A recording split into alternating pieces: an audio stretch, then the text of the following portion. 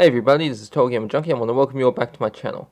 So, before I start, I want to give a big shout out to Amber Ank and Dr. Daniel, who let me know about the Life is Strange sample pages that are available to read. And this is about Steph's story. Now, in case any of you are confused, the novel will be coming out on the 21st of March, and it's a prequel to Steph Gringrich's story and how she ends up Haven, in Haven Spring, I think it was. It's been a while since I played the game. But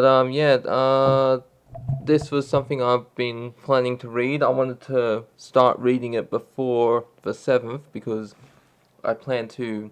There's going to be two versions of this, so the one you're hearing now, this is just going to be me reading and reacting to the story. The next one will be me reading as well, but I'll try to read it perfectly, like an audiobook. No mistakes, no errors. I'll just try and do my best for that, be more professional. So anyways, without further ado, let's get started with Chapter 1. Spring. They say home is where the heart is, but I've never been in love. Sure, I've had my crushes, some attainable and others not so much. My childhood bedroom used to be covered in posters of Kristen Stewart and Avril Lavigne. Not anymore. I stand before the plain wood door to my bedroom, or what will become my bedroom the second I walk across the threshold. And we got a text message here. Change my mind. You think Leah will notice if I sleep in her studio? I tap out a text to Geordie. Fingers too jittery to spell anything right. Luckily, autocorrect has my back. He replies almost immediately. I bet all the yarn in there would make a good nest. Right? Cozy. So, that bad being back at your dad's? My chest clenches and my throat closes up a bit. Dad's cleared a room for me in his new house. It's not really new. He's lived here since we moved to Seattle 5 years ago. I managed to stay away as long as I can between college dorms and couch surfing. Sorry, getting tongue-tied here. But it's time to say goodbye to mooching off friends and hello to mooching off my father, since I've got my diploma and are not the size of a small country under my shoulder blade. Maybe I'll hang that on the wall, the diploma, not my shoulder knot. No, I'm just being a baby. Well, grow up and then get down here. I'm bored out of my skull. I tuck my phone into my back pocket and take a deep breath before turning the knob and letting the door swing open. Dad's put his best effort to make it feel like a real home. There's a plaid duvet covering the bed and it's not even an ugly color. Blue and yellow, my favorites. Plus, he's built an IKEA dresser and some shelves all by himself, like he doesn't realize I'm a lesbian. What? This okay, never mind. Moving on. I was just like, what? I was like, oh yeah, right. Because I misinterpreted the sentence. You got everything, Steph? Dad calls up the stairs. It's strange hearing his voice. We've lived in the same city all this time, but I can count on one hand the number of times we've actually been in the same space. Mostly we email. It's not that we don't get along, it's just that we thrive in text format. Guess it would be weird to email him my response to such a simple question though. Yep, I'm all set. I glance down at my belongings. It's a meager showing, just my trusty purple suitcase and backpack. Commence the great unpacking. It should take me a grand total of 10 minutes to unload my clothes and toiletries, and so on. I cut way back on all my stuff when I graduated. It just wasn't practical to be lugging around full-size shampoo bottles or my boxes full of vinyl. Only the essentials for me. The one exception I made was my art supplies. They're the first thing I unpack. A sketchbook with a tattered cover and a plastic bag full of colored pencils at various lengths. My favorite color is near the end of its life, RIP unmellow yellow, so I'll need to scrunch up some more before starting the next issue of my zine. For now, I stow them in the top drawer of the desk and turn back to the rest of the room. The walls are bare in this sanitized way. The walls are bare in this. Okay, I didn't read that wrong. Okay. The walls are bare in this sanitized way that makes me nostalgic for DigiPen. Back in my dorm room, there wasn't an inch of wall to be seen there behind all my posters, concert tickets, and concept art for my senior project. A fully realized tabletop RPG set underwater that culminated in a battle between mecha mermaids and an undead legion of shipwrecked sailors. It got a little overwhelming near the end, but now I actually miss those drawings of zombie pirates. Organized chaos. That's my jam. This room is huge. Geordie's reply takes a few seconds. He must have customers at the shop. Yippee! No, like too huge. Cry me a fucking river. I groan. He's right. Oh, he's right, of course. Never thought I'd complain about having too much space, but it feels like this bedroom we put here specifically to it feels like this bedroom was put here specifically to mock me with its white walls, clean floor, and empty surfaces. What am I even gonna fill this place with? I don't have any stuff. OMG girl, buy some with your adult money. Lol, what adult money? Even if I had cash to burn, I'm not sure what I want to display. My life these days is mostly working at the board game cafe and figuring out whose couch I'll be crashing on. Now that I don't have to worry about the ladder, it's like there's this void to fill. Like if I don't figure out who I am, I'll disappear against a backdrop of eggshells. What's that beeping sound? Hold on. What am I even gonna fill this place with? I don't have any stuff. OMG girl, buy some with your adult money. Lol, what adult money? Even if I had cash to burn, I'm not sure what I'd want to display. My life these days is mostly working at the board game cafe and figuring out whose couch I'll be crashing on. Now that I don't have to worry about the ladder, it's like there's this void to fill. Like if I don't figure out who I am, I'll disappear again against a backdrop of eggshell paint. My gaze snags on some loose papers on the dresser by the window. On top is a brochure for a coding boot camp. Snore. If I wanted to sit behind a desk all day, I'd have actually applied for jobs in the video game industry with that fancy game design degree of mine. Maybe someday I'll see the appeal, but for now I want to be on my feet in the world, not staring at a screen. Underneath the brochure is a flyer for the Oregon Shakespeare Festival down in Ashland. I know it's famous and a tech job might be fun, but I can't see myself going back to Oregon. Besides, I lost my taste for the bard after doing The Tempest back in high school. Turns out storms really aren't my thing. My phone buzzes, but it's not Geordie. I have a new email from Dad. I roll my eyes, but it's not like I have room to judge since I considered doing the same thing just a few minutes ago. We really are hopeless at communication. Maybe we'll get better now that we're cohabitating. The email is a forwarded job listing for an IT position at his work. Forward of you, sweetie. Let me know if you apply, and I'll put in a good word for you. You can't do that. That's it. It's got to be based off her merit. If you go for a job, you have to have the skills. You can't have people vouching for you. Well, I mean, you can, but if they're related, it's... I don't know. That's at least the way I'm thinking. Like, if I go to apply for a job, I wouldn't want my parents saying that I'm doing a good job. I'd like to get the job based off my own merit. I sigh and type out a quick reply. Thanks, Dad. What I don't say is I'd rather eat my own hand than have him get me a job, especially one I don't want. Jesus. You couldn't pay me to exchange the freedom of my hourly barista job for corporate IT. Not for all the health insurance and the 401ks in the world. I'd much rather be slinging coffee beans on my feet all day than repeatedly telling people my dad's age to stop using Internet Explorer. I check the time. Still a few hours before I need to be at my actual job. The one I got all by myself, thank you very much. But one more glance around this room that feels more hotel than home sends me out the door. I can always unpack later. It takes me 30 minutes of fast walking downhill across the Ballard Bridge, then through a sketchy parking lot to reach save point from my dad's house in Queen Anne. Not a bad commute to a board game cafe I've worked at for the past 6 months. I shove open the door of my shoulder and the electronic bell announces my arrival with the victory music from Final Fantasy. Geordie Abdullah's round brown face covered in fresh black stubble pops up over the counter. He's wearing a rumpled button-up with a purple morning glory print under his apron and a pained expression. Steph, oh my god, I could kiss you. Yeah, but you won't. I amble over and lean my elbows on the laminated menu. Ollie didn't show, and Amy couldn't find anyone else to take the shift, so I've been working a double. Wow, so we hate Ollie today, yeah? I slip around the counter and grab an extra apron. Nah, he's out sick. Time of the month. Geordie... Time of the... What? Geordie sighs and wrinkles his nose. Can you cover for a sec? It's time plus I have to be.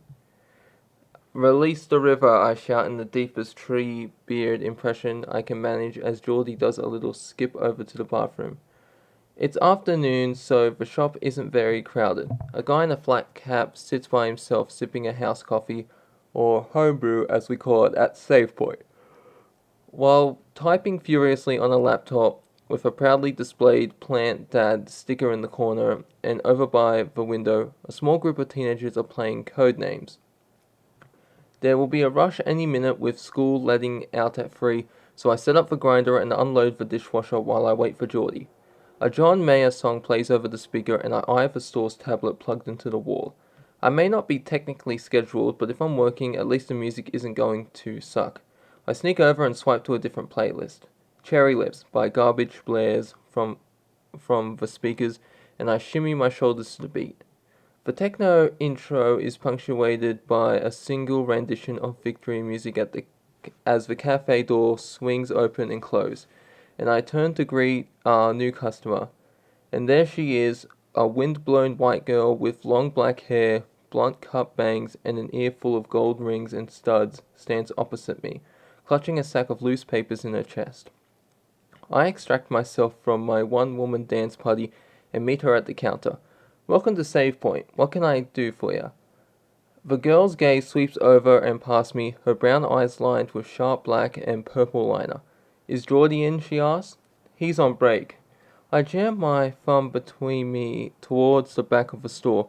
Geordie hasn't been gone long, but I know it can be a bit of an ordeal to take his testosterone at work. Oh, okay, so wait. Oh, okay, I was confused, time of them. Okay, so wait. Okay, now I'm getting it. Okay, so Geordie's a chick who's trying to be a guy. Okay, it can be a bit of an ordeal to take his testosterone at work, and I'm not about to be the asshole who interrupts his legally mandated 15 minutes. It'll probably be a bit if you want to wait. She nods, glancing over at the empty tables, but doesn't move to sit. Can I make you something? I gesture towards the espresso machine. Her eyes find the menu on the counter. I'll have a cinnamon roll for initiative and, I guess, an Eldridge Badger blast. Long or short rest, I say, pointing to the ceramic mug and to-go cup on display. At the lost look on her face, I add, for here or to go? Here. On it. I give her my best smile and turn to make her drink. A pineapple and mango smoothie topped with blackberry cream. That sounds nice. My gaze drifts from the blender full of fruit chunks to follow her movement as she sits on a stool at the bar, carefully guarding her papers like a windstorm might come along and blow them all into the air, which, to be fair, isn't outside the scope of normal for Seattle. Okay, so she's still... Okay, so... I was just getting a bit confused in where this was taking place. So, Steph's still in Seattle. She hasn't left yet. Okay. What you got there? I asked, nudging the papers with my pinky as I slide her cinnamon roll across the counter. What? Oh. She looks down at the stack in her arms as though she's only just remembering she's carrying them. Flyers. I start up the blender, letting the loud sound fill the space between us. Working here, I see all types of people. Shy, loud, weird, rude. But I never encountered this exact combination of nervous and cool. I can't tell if she's blowing me off because I'm obviously a nerd, or if there's something else distracting her. It's strange to see someone so clearly confident in who they are, but so uncomfortable in a space as normal as a coffee shop. They're for my band, she offers after the blender whirs to a stop and she holds up a flyer for me to see. We're playing at Bar None this weekend. The page is filled with Art Deco lettering on a black background spelling out the words Vinyl Resting Place.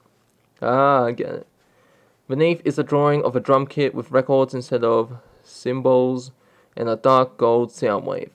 Geordie said I could stick one of these in the window. Definitely. I'll rustle in one of the drawers and pull out a roll of tape. That's rad. I love music. This your playlist? She asked, pointing to the speakers while I make room by tearing down the poster for a haunted corn maze that definitely isn't still going in April. Oh yeah, just threw something fun on to liven up the place. I press a line of tape to her flyer and stick it to a window before turning back to find her gaze on me. I catch her eye and I hold it for a beat too long. They're bright and brown, like a whole planet lives inside her irises. Maybe I won't bother unpacking at Dad's house. I'll just move to whatever solar system she's hiding in there. At the moment, the song changes and Rebel Girl by Bikini Kill fills the room. I like it. Old school. Relief knocks my shoulders down a solid inch. I'm an equal opportunist when it comes to music, so it just as easily could have been Weird Al or the Wicked soundtrack. I don't get embarrassed by my taste in music as a rule. I like what I like, and if someone has a problem with it, that says more about them than me. But for some reason, I really want this girl to think I have good taste. Whatever good taste is, anyway. Izzy. Okay, so it's Izzy. Okay, okay, so this is Izzy. I was thinking it was her, and it is. Izzy. Geordie returns quicker than expected. You made it. Glad to see you found the place. He gestures to our surroundings with a flourish. The girl's, Izzy's demeanor changes immediately. Her shoulders straighten and her eyes brighten. Geordie reaches out to hug her, and for a second I wonder if there's something he's forgot to tell me, like that he's suddenly into girls. I give him a look, but all his focus is on Lizzie. No, Izzy, sorry, not Lizzie, sorry. It's like a 2-minute walk from my place. I'd have to be decapitated to get lost, says Izzy, pulling back. Could be cool though, right? You could carry your head around under your arm and freak people out, headless horseman style. I return to the counter and throw a mint sprig on Izzy's drink before sliding it over to her. Izzy, this is Steph. Steph, Izzy. She was the coolest French tutor I ever had. Did you have more than one French tutor? Izzy's voice has lost some of its restraint and her lips upturned in a smile. Nope. Doesn't make you less cool. Geordie tears a piece of Izzy's cinnamon roll, then says through a mouthful of pastry, You two have that in common. He's right, I say, tipping my head just a bit closer to Izzy's and sliding forward on my elbows. We are exceptionally cool. Geordie leans in conspiratorially, a twinkle in... No. Okay, sorry, it's just these, the way this is, positioned, how I'm reading it, it's just... I'm missing some of the lines. Geordie leans in conspiratorially, a twinkle in his warm brown eyes that almost always precedes some mischief. You're also both lesbians. Discuss. He hops up and ducks behind the counter to clean the blender, leaving me face to face with Izzy. Izzy glances up at me, expression entirely unreadable. Geordie, I swear he's the worst wingman in the history of wingmen. Honestly, for a fellow queer person, Geordie should know better. Being into girls is the bare minimum requirement for my dating pool, and as much as I'm all about Izzy's vibe, if she's accepting girlfriend applications, it probably wouldn't be from the barista at the game cafe. I know I should say something else to Izzy from having to reject me here and now, but before I can think of a joke to cut the tension, she raises one eyebrow, the hint of a smirk on her lips. So, what kind of lesbian are you? There's only the one, she asks. The kind that likes girls. She nods and sips her smoothie. Same. There is only one type of lesbian. What do you mean? Izzy, you can't be a lesbian with a dick. Izzy's the rock star kind of lesbian. There's only one type. You like girls, you're a girl, you like other girls, you're a lesbian. Unless you're bisexual, which you like both. But why am I even discussing this? Okay. Izzy's the rock star kind of lesbian. Geordie supplies helpfully. Her band rocks. Pun not intended. Liar, I say at the exact time Izzy says, yeah, right. I catch her eye and scrunch my face in a way that is absolutely the least attractive I've ever looked, and not counting the year I dressed up as a mayonnaise packet for Halloween. Geordie just shrugs. What can I say? I'm a pun gay. He turns his glittering gaze on me, and Steph's a gamer gay. A gamer, if you will. Oh my god. I absolutely will not, I mutter. Oh, come on, you're an amazing GM. Geordie elbows me, mistaking my objection to his pun for self-deprecation. Self-deprecation. Really, you should see Steph in action. Last week she had us fighting these giant gargoyles in dense fog with an acid pit on one side of the battlefield and steep cliff on the other. Sounds harrowing, Izzy says. I'm not into judgment from anyone as far as my hobbies go. If people think I'm a nerd because of it, well, they're right. I am a nerd and proud of it. Still, something about Izzy has me checking her expression for signs of disdain. Thankfully, I don't find any. Harrowing is right. Steph's got a gift. Really makes you feel like you're there. Geordie taps a laminated copy of our events calendar on the bar. We play every Friday night if you want to check it out. Oh, I don't really know how to play. Hey, newcomers are always welcome at my table. I fish for a copy of the calendar behind the counter and pass it over. Plus, it's really not that hard. Rolling dice, a little basic math, a vivid imagination. I bet you'd have fun. Think about it. Trade you, Izzy slides one of her own flies into my hand, smooth as can be. Gigs on Saturday. Maybe you can add something new to that playlist of yours. I fold the flyer and tuck it into my pocket, but all through the evening rush it lurks at the back of my mind. I don't forget, even as a classic Seattle spring rain pelts my face on the way home. And when I get there, I don't bother to finish unpacking. The last thing I do before flopping into bed is jam a thumbstick through the top of the flyer and pin it to my wall. I knew it wouldn't stay empty for long. And that's the end of chapter 1. I hope you all enjoyed this, and by the time this is up, I should be reading this same chapter again, but more professionally, trying not to make many mistakes. So let me all know what you think about this in the comments section below. Hope you all enjoyed it, and I'll see you in the next one. This is Totalgamerjunkie, signing off.